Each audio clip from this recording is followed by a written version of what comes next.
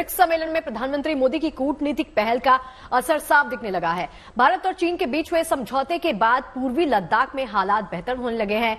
4 साल के बाद गलवान में हुए टकराव के बाद अब दोनों देशों की सेनाएं पीछे हटने लग गई हैं। ये प्रक्रिया पूरी होने के बाद देपसांग और डेमचौक में अगले 4 से 5 दिनों में पेट्रोलिंग शुरू होने की उम्मीद जताई जा रही है।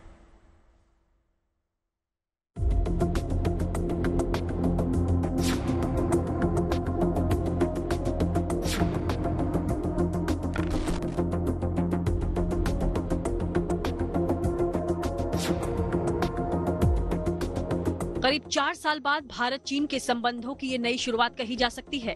एक ऐसी शुरुआत जिसमें बिगड़े हुए रिश्ते को फिर से पटरी पर लाने की कोशिशें की जा रही हैं। एक दूसरे पर भरोसे की नींव डाली जा रही है। शुरुआत हुई है लाइन ऑफ एक्चुअल कंट्रोल यानी LAC से, जहां सेनाओं की डिसएंगेजमेंट यानी सैनिकों की वापसी शुरू हो गई है। 4 दिन पहले भारत और चीन के बीच बड़ा समझौता हुआ था। दोनों देशों के बीच हुए समझौतों के मुताबिक भारतीय सैनिकों ने अपनी गाड़ियां, गोला बारूद वापस लाना शुरू कर दिया है। पूर्वी लद्दाख सेक्टर में डेमचौक और देपसांग से भारत और चीन के सैनिकों की वापसी शुरू हो गई है। देपसांग और डेमचौक में स्थानीय कमांडर डिसएंगेजमेंट पर नजर रख रहे हैं। 22 अक्टूबर को स्थानीय कमांडर स्तर की मीटिंग में डिसएंगेजमेंट पर सहमति बनी। एक दिन बाद 23 अक्टूबर को डेमचौक से दोनों सेनाओं ने टेंट हटाना शुरू कर दिया। वहीं 24 अक्टूबर को चीनी सेना ने टेंट और शेड जैसे टेम्परेरी स्ट्रक्चर हटाने शुरू किए। भारत और चीन के बीच संबंधों के सुधार की दिशा में यह अहम कदम साबित हो सकता है। लगातार कूटनीतिक और सैन्य वार्ता के बाद आज ये हालात बने हैं। हालांकि मीडिया रिपोर्ट के मुताबिक सैनिकों ने कुछ टेम्परेरी स्ट्रक्चर जैसे टेंट और शेड हटा दिए हैं। हालांकि पूरी तरह से वापसी में अभी कुछ समय लग सकता है। सैनिकों की वापसी के बाद पेट्रोलिंग शुरू होगी और अगर सब कुछ ठीक ठाक रहा तो पेट्रोलिंग 4 से 5 दिन के भीतर शुरू हो सकती है। विदेश मंत्री एस जयशंकर ने कहा था कि भारत और चीन के बीच सीमा पर 21 अक्टूबर को पेट्रोलिंग सिस्टम को लेकर समझौता हुआ। इससे मई 2020 में हुए गलवान टकराव से पहले की स्थिति वापस आएगी। मीडिया रिपोर्ट्स के मुताबिक 21 अक्टूबर को दोनों देशों के कोर कमांडर ने सुबह 4:30 बजे फाइनल एग्रीमेंट पर दस्तखत किए थे। इसके बाद से ही दोनों देशों की सेनाएं छोटी छोटी टुकड़ियों में पीछे हटने लगी थी। डेमचौक में भारतीय सैनिकों ने चार्डिंग नाला के पश्चिम की ओर हटना शुरू कर दिया है, जबकि चीनी सैनिक इसके पूर्वी हिस्से की तरफ पीछे हट रहे हैं। ये वही इलाका है जहां चीन की पीपुल्स लिबरेशन आर्मी ने भारतीय इलाके में कुछ टेंट लगाए थे। करीब 10 से 12 अस्थायी संरचनाएं और करीब 12 टेंट दोनों तरफ से हटाए गए हैं। देपसांग में चीनी सेना का टेंट नहीं है, लेकिन उन्होंने गाड़ियों के बीच में तिरपाल लगाकर टेम्परेरी शेल्टर बनाए थे। अब वो भी हटाए जा रहे हैं। साथ ही सैनिक और मिलिट्री गाड़ियां भी हटाई जा रही हैं। भारतीय सेना ने उम्मीद जताई कि सैनिक अब देपसांग में पेट्रोलिंग पॉइंट 10, 11, 11A, 12 और 13 तक जा सकेंगे। इसमें नॉर्थ में दौलत बेगोल्डी और काराकोरम दर्रे की तरफ करीब 16,000 फीट की ऊंचाई पर टेबल टॉप पठार शामिल हैं।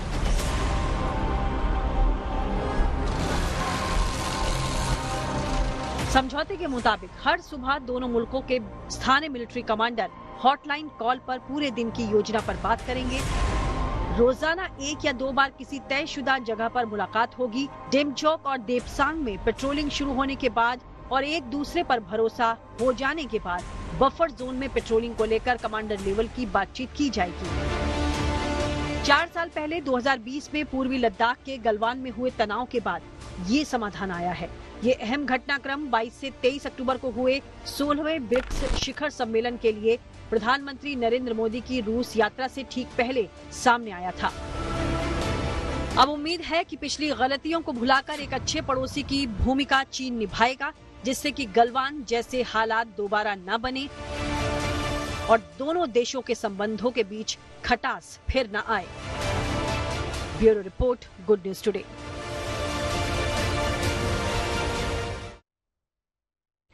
इधर दिल्ली में कार्यक्रम के दौरान रक्षा मंत्री राजनाथ सिंह ने भारत चीन के बीच हुए समझौते पे कहा कि दोनों देश तनाव घटाने पे सहमत हो गए हैं। उन्होंने कहा कि हर मसला बातचीत से हल हो सकता है, देर सवेर समस्या का समाधान निकल ही आता है। India and China have been involved in talks both at diplomatic and military levels to resolve their differences in certain areas along the LAC. Pursuant to the talks, broad consensus has been achieved to restore ground situation based on the principles of equal and mutual security. The consensus achieved includes patrolling and grazing to traditional areas. This is the power of engaging in continuous dialogue because sooner or later solutions will emerge. तो दोनों सेनाओं के बीच में 2020 में गलवान में झड़प हुई थी। ऐसा टकराव दोबारा ना हो, इसीलिए दोनों देशों ने नया पेट्रोलिंग समझौता किया है। ये समझौता डेमचौक और देपसांग के लिए है। यहां भारत चीन के बीच 2020 से टकराव के लगातार हालात बने हुए थे। क्या है ये समझौता, आपको समझाते हैं।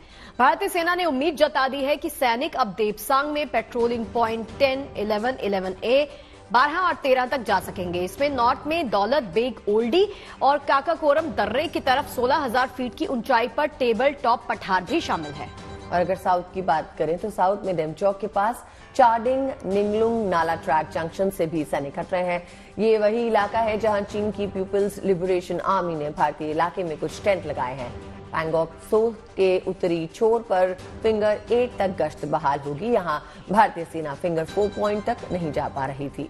अब आमने सामने टकराव की जो स्थिति है उससे बचने के लिए दोनों सेनाएं अलग अलग दिन पेट्रोलिंग करेंगी। एक दूसरे को अपनी पेट्रोलिंग की तारीख और वक्त के बारे में पहले से खबर करेंगी। मकसद देखिए इसका ये है कि सैनिकों के बीच कोई भी किसी प्रकार की झड़प ना हो और हिंसा, वायलेंस जिसको हम कहते हैं, वो भी ना हो। चलिए बात करते हैं तूफान डेना की, जिसकी तूफान की आहट ने ओडिशा और बंगाल को बेचैन कर रखा था।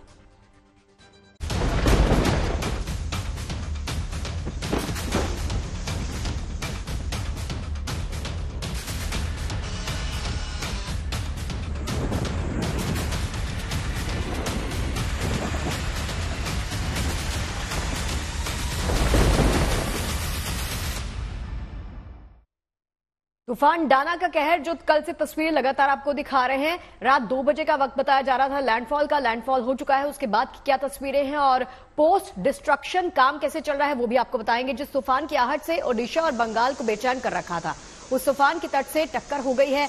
बीती रात जब आप और हम अपने घरों में सो रहे थे तब ओडिशा और पश्चिम बंगाल तूफान से दो हाथ कर रहे थे और हमारी तैयारी ने बता दिया कि हमें तूफानों से टकराने का हुनर आता है। डाना चक्रवाती तूफान की दस्तक के बाद से दोनों राज्यों के कई जिलों में 120 किलोमीटर प्रति घंटे की रफ्तार से हवा चल रही है। बारिश जमकर हो रही है। बताया गया है कि पश्चिम बंगाल ओडिशा के तटों से टकराने के बाद वहां के जिलों में करीब 5 घंटे तक लैंडफॉल चलेगा। बेशक ये तूफान बंगाल और ओडिशा से टकराया हो, लेकिन मौसम विभाग की माने तो इसका असर 7 राज्यों तक दिखाई देगा। ऐसे में राहत और बचाव के लिए केंद्र से लेकर राज्यों ने अपनी पूरी ताकत लगा दी है। एनडीआरएफ, एसडीआरएफ, दमकल विभाग की कई टीमों को मैदान में उतारा गया है। ये टीमें लोगों को सुरक्षित ठिकानों तक पहुंचाने का काम कर रही हैं। रास्ते में तूफान की वजह से गिरे पेड़ों को हटाया जा रहा है। साथ ही बिजली सप्लाई को बरकरार रखना भी इन्हीं के कंधों पर जिम्मेदारी इन्होंने ले ली है।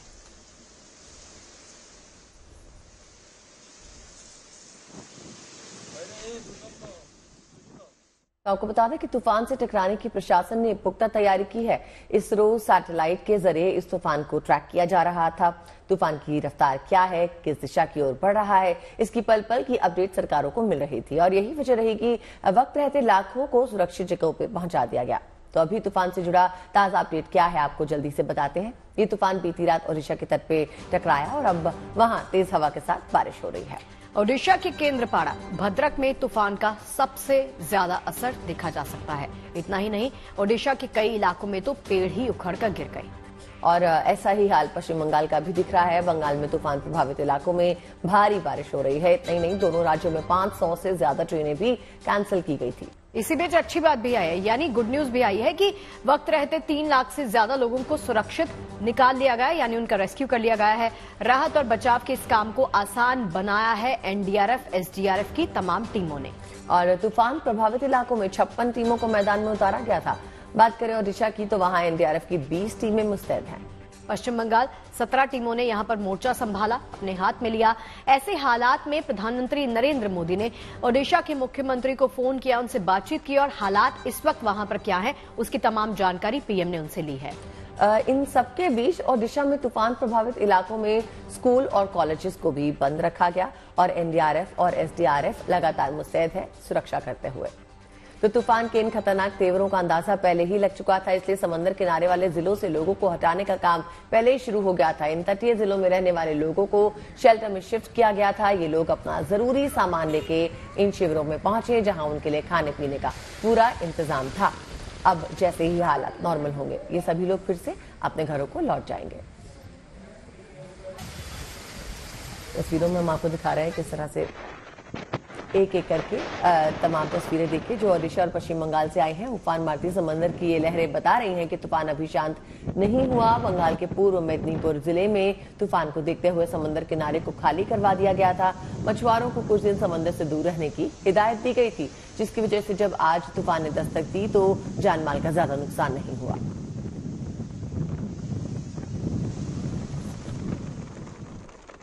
एक और तस्वीर देख लीजिए तूफान से जुड़ी हुई। ओडिशा के भद्रक जिले में इस तूफान का सबसे ज्यादा असर हुआ है। अभी भी वहां भारी बारिश जारी है, तेज हवाओं का दौर जारी है। धामरा जो सेंटर था जहां से इस तूफान की शुरुआत हुई, समंदर में उठती लहरों के बीच वहां खड़ी एक नाव हिचकोले खाती नजर आई। तूफान की रफ्तार के आगे कई पेड़ भी धराशायी होते दिखे।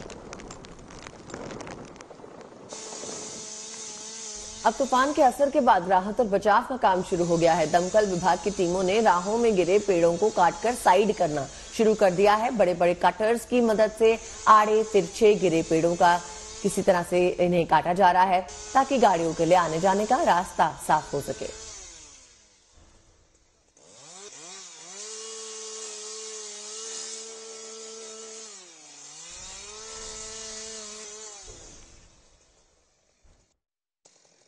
ये आप जो देख रहे हैं पिछले रात को जो आया 120 का 30 जो IMD का इन्फॉर्मेशन था, तो इसके लिए बहुत सारा पेड़ इस तरह रोड से ब्लॉक हो गया है।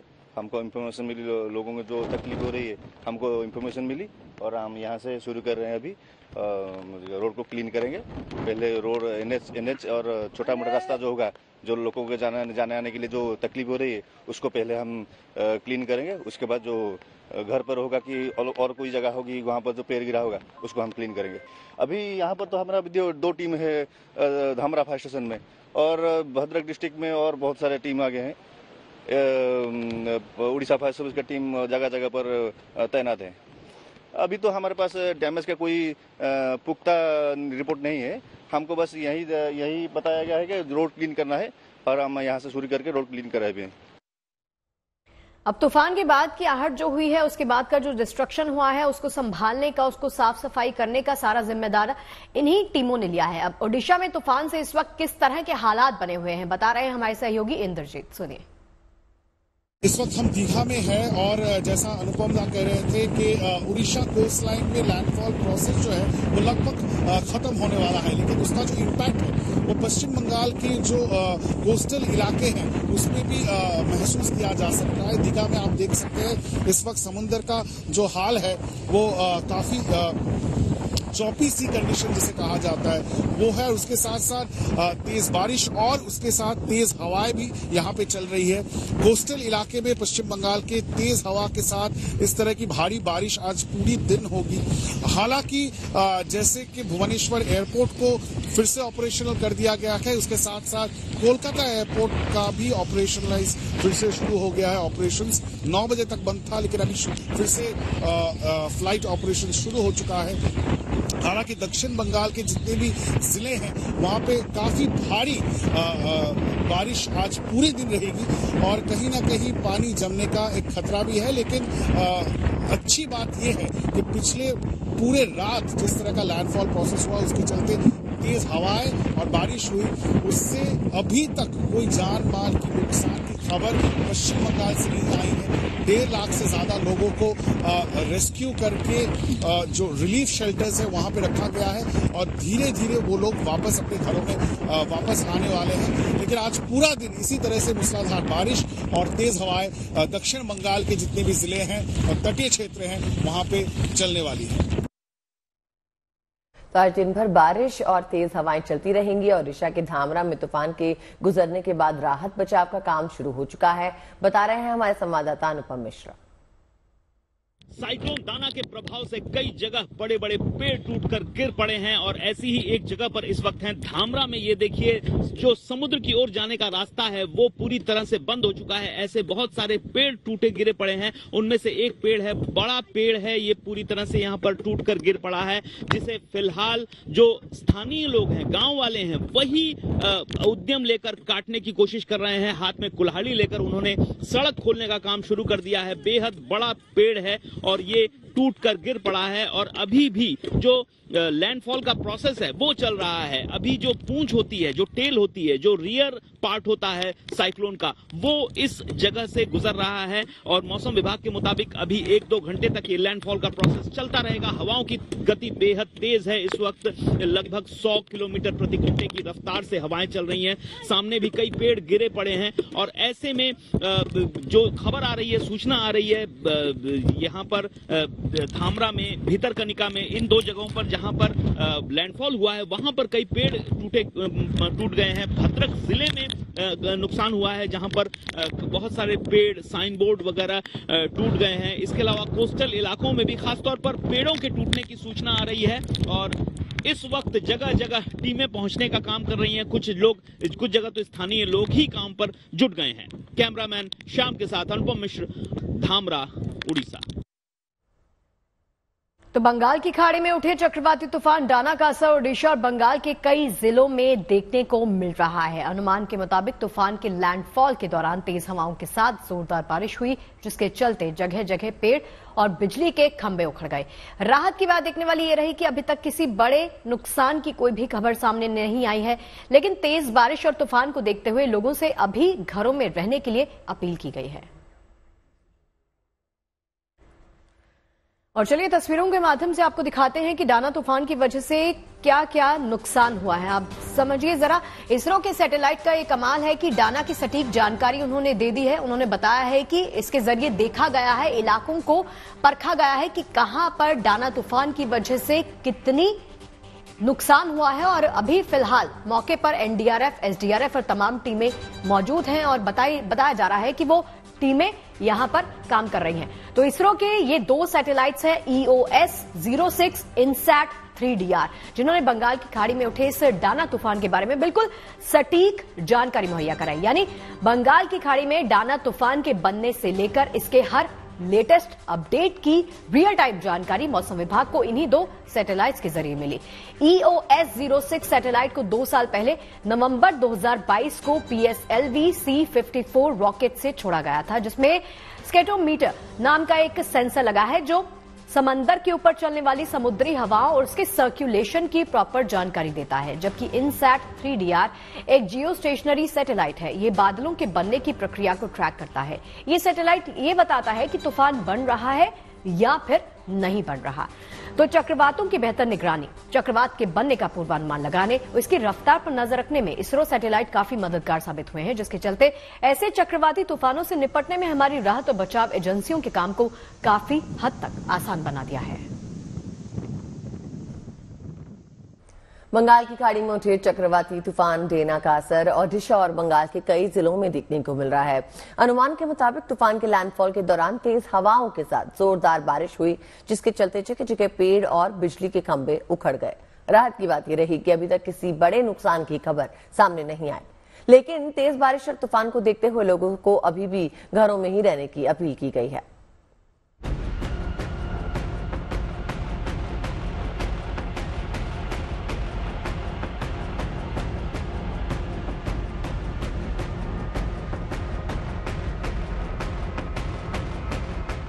समुद्र में ताकतवर लहरें भी उठी, तूफानी हवाएं भी चली और जोरदार बारिश भी हुई। चक्रवाती तूफान डाना के असर से जिसका लैंडफॉल देर रात उड़ीसा और बंगाल के तटीय इलाकों में शुरू हुआ, जो सुबह तक जारी रहा। बंगाल के न्यू दीघा और ओल्ड दीघा इलाके से आई ये तस्वीरें तूफान की तीव्रता को बयां कर रही हैं। इस वक्त रात के 1 बजे हैं और हम लोग हैं दीघा, पश्चिम बंगाल के तटीय क्षेत्र दीघा में, जो पूर्वी मिदनापुर जिले में आता है। और साइक्लोन दाना का लैंडफॉल प्रोसेस शुरू हो चुका है। आईएमडी के अनुसार रात 11:30 बजे से ये प्रोसेस शुरू हुआ है और उड़ीसा तट से 50 किलोमीटर दूर साइक्लोन दाना उपस्थित है और वो लैंडफॉल प्रोसेस जो है वो शुरू हो चुकी है। उसके साथ साथ आप देख सकते हैं किस तरह का जो सी कंडीशन है इस वक्त। साथ साथ तेज हवाएं 100 से 110 किलोमीटर की रफ्तार से इस वक्त हवाएं चल रही है और उसके साथ साथ गस्टिंग विंड जो है वो 120 किलोमीटर प्रति घंटे की रफ्तार से चल सकती है और इसी को लेकर इतनी आशंका है। और साथ साथ तेज बारिश।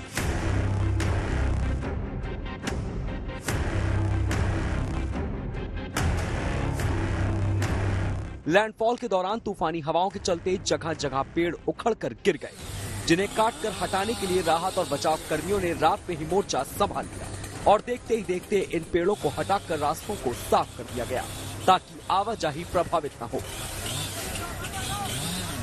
मौसम विभाग की ओर से इस नुकसान की आशंका पहले से ही जताई गई थी, लिहाजा इस हालात से निपटने की तैयारी वक्त रहते कर ली गई थी,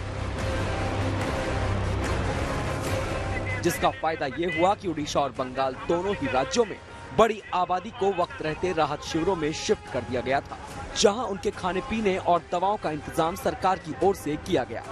उड़ीसा में 3.5 लाख से ज्यादा लोगों को सुरक्षित जगह पे ले जाया गया है। पश्चिम बंगाल के तटीय क्षेत्र से 1.5 लाख से ज्यादा लोगों को सुरक्षित जगह लेके गया है और जिस तरह का कंडीशन इस वक्त समंदर में दिखाई दे रहा है उससे कई जगहों पे जो लो लाइन एरियाज है उससे ये डर है कि जो नदी के बांध हैं वो ना टूट जाए। उसके साथ साथ घर भी टूट सकते हैं, जो कच्चे मकान होते हैं उसको भी टूटने की आशंकाएं हैं। तो दोनों ही राज्य सरकार, उड़ीसा और पश्चिम बंगाल के राज्य सरकार ने एहतियातन तौर पे लोगों को सुरक्षित जगह पे ले जाने की कोशिश की है।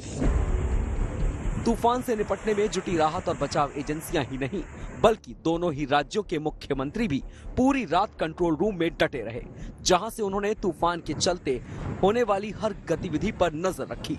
राहत की बात यह है कि दोनों राज्य सरकारों की ओर से युद्ध स्तर पर की गई तैयारी के चलते ज्यादा जान माल के नुकसान की खबर फिलहाल अभी तक सामने नहीं आई है। दीघा से इंद्रजीत के साथ bureau report, good news today.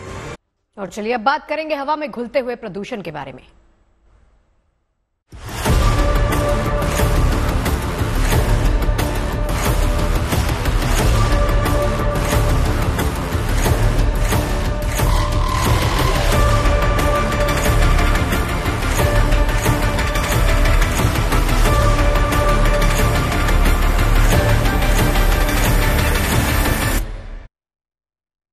देखिए, पिछले कुछ दिनों से दिल्ली समेत एनसीआर में प्रदूषण ने हालात बेहद गंभीर बना दिए थे। हालत ये थी कि आज चारों तरफ प्रदूषण ही प्रदूषण था, लेकिन आज दिल्ली को थोड़ी सी राहत मिली है। दिल्ली सरकार के एक्शन और लोगों के सहयोग का असर आज दिल्ली में नजर आ रहा है। बीते 2-4 दिनों के मुकाबले आज दिल्ली में AQI कम रहा। प्रदूषण से लोगों को राहत मिले, इसके लिए दिल्ली सरकार फुल एक्शन में है। दिल्ली में वायु प्रदूषण पर लगाम लगाने के लिए सरकार ने रेड लाइट ऑन गाड़ी ऑफ मुहिम की शुरुआत की। इसके तहत प्रदूषण के खिलाफ जागरूकता फैलाने की कोशिश की जा रही है। इसके साथ ही सरकार दिल्ली में आर्टिफिशियल रेन पर भी विचार कर रही है।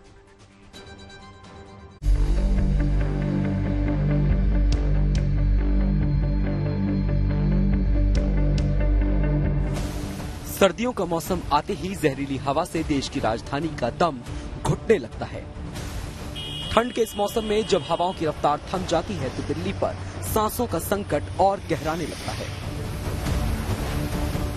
पिछले कई दिनों से दिल्ली में वायु प्रदूषण बेहद खराब स्तर पर बना हुआ है। गुरुवार को प्रदूषण में थोड़ी कमी तो दर्ज की गई, लेकिन दिल्ली एनसीआर को राहत देने के लिए ये नाकाफी था। प्रदूषण पर लगाम लगाने के लिए दिल्ली में ग्रेडेड रिस्पांस एक्शन प्लान यानी ग्रैप का दूसरा चरण लागू हो चुका है। डीजल जनरेटर पर पाबंदी है और लोगों से पब्लिक ट्रांसपोर्ट का ज्यादा इस्तेमाल करने की अपील की गई है। अब दिल्ली में गाड़ियों से होने वाले प्रदूषण को कम करने के मकसद से जागरूकता अभियान भी चलाया जा रहा है।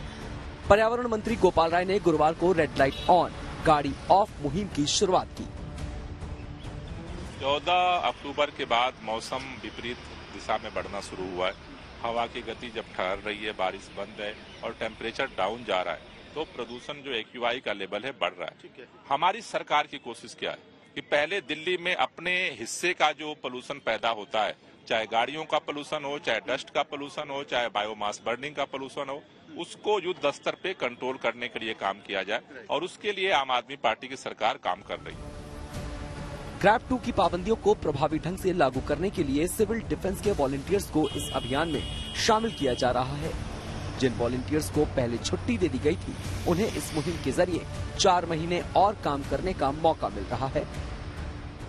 दिल्ली के प्रदूषण से लड़ने के लिए आने वाले 4 महीनों में नौकरी दी जाएगी। 4 महीने का रोजगार अपना पक्का होगा। दिल्ली NCR में बढ़ते प्रदूषण के लिए पड़ोसी राज्यों में जलाई जाने वाली पराली को भी जिम्मेदार बताया जाता है। दिल्ली सरकार ने दूसरे राज्यों से भी प्रदूषण पर लगाम लगाने में सहयोग करने की अपील की है। अगर सख्त पाबंदियों के बावजूद प्रदूषण के हालात नहीं सुधरे तो सरकार दिल्ली में आर्टिफिशियल रेन कराने पर भी विचार कर सकती है। अभी आर्टिफिशियल रेन दिल्ली में कभी हुआ नहीं, तो जो काम ग्राउंड के हैं, हम ग्राउंड वर्क को भी मजबूती से इम्प्लीमेंट कर रहे हैं। साथ ही साथ देश और दुनिया में जो टेक्नोलॉजिकल नए सोल्यूशन आ रहे हैं, उनको भी दिल्ली के अंदर जो है हम इम्प्लीमेंट करने के लिए प्रयास कर रहे हैं। आज DDMA की बैठक थी, वहाँ LG साहब से भी हमने निवेदन किया है केंद्र सरकार से बात करें।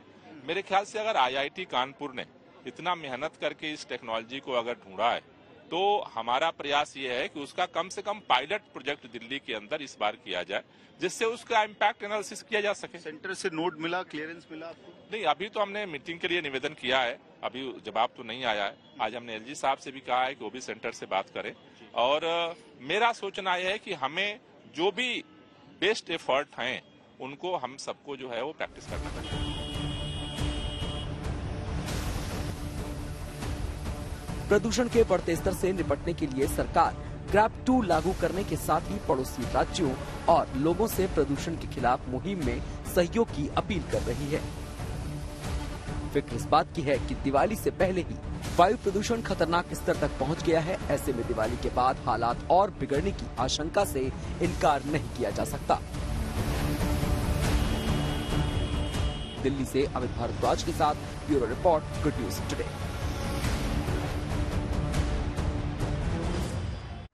हालांकि पोल्यूशन से निपटने का सोल्यूशन ढूंढना जरूरी है। इसके लिए लाइफस्टाइल में बदलाव और इम्यूनिटी बूस्ट करने के लिए खान पान को अपनाना जरूरी है। साथ ही घर के बच्चों और बुजुर्गों का ख्याल रखना भी जरूरी है।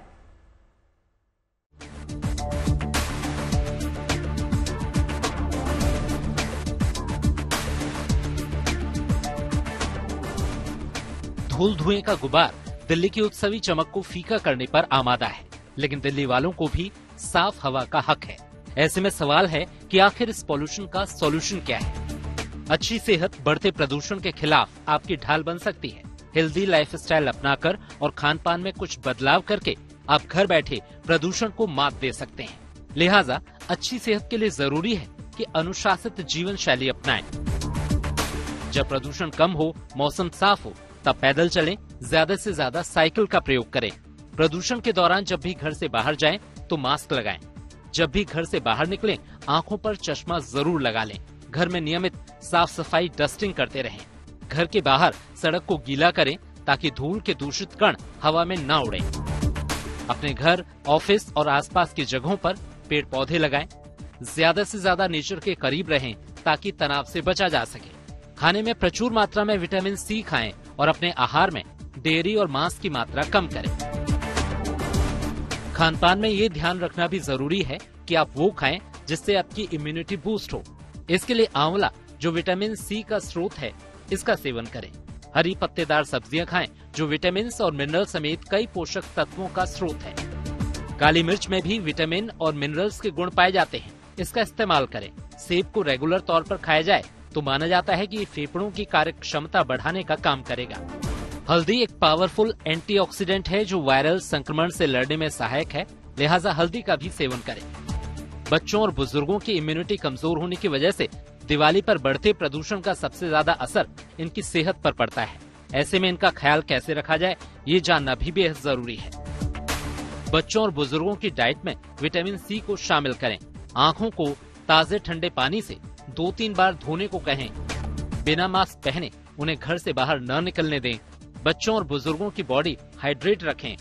उन्हें दिन भर में 6 से 7 ग्लास पानी पीने की सलाह दें।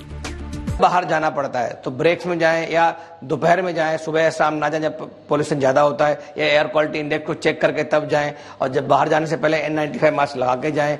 थोड़ा साथ में बहुत सारे तरल पदार्थ लेके जाएं। बार बार पानी पीते रहें। ब्रेक्स में अपना ट्रेवल पूरी करें।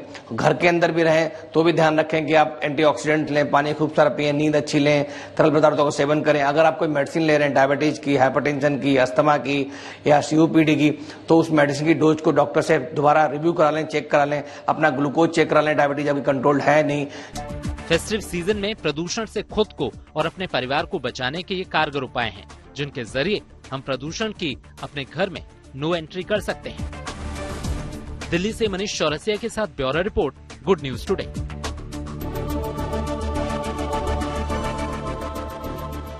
दिवाली का त्योहार नजदीक आ गया है तो देश भर के बाजार सज गए हैं। लोगों ने घर की सजावट करने के लिए कपड़े, गहनों की खरीदारी शुरू कर दी है, जिसके चलते इन दिनों देश भर के बाजारों में ग्राहकों की अच्छी खासी रौनक देखी जा सकती है।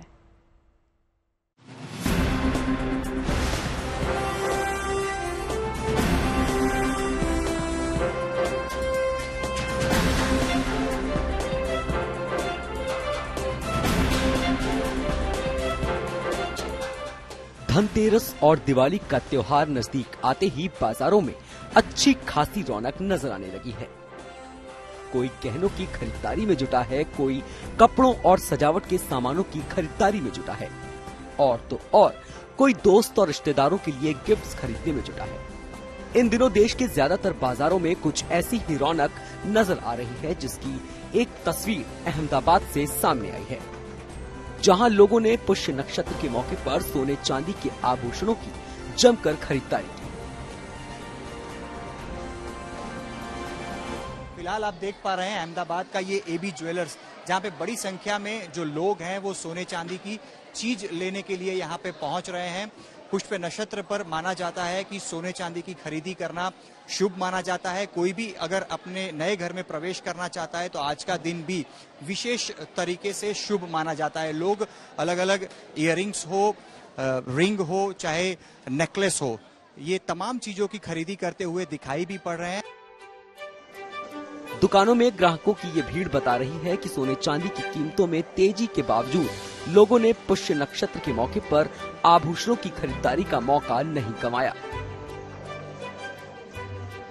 ग्राहकों की इस भीड़ को देख कारोबारियों के चेहरे भी खुशी से खिल उठे हैं।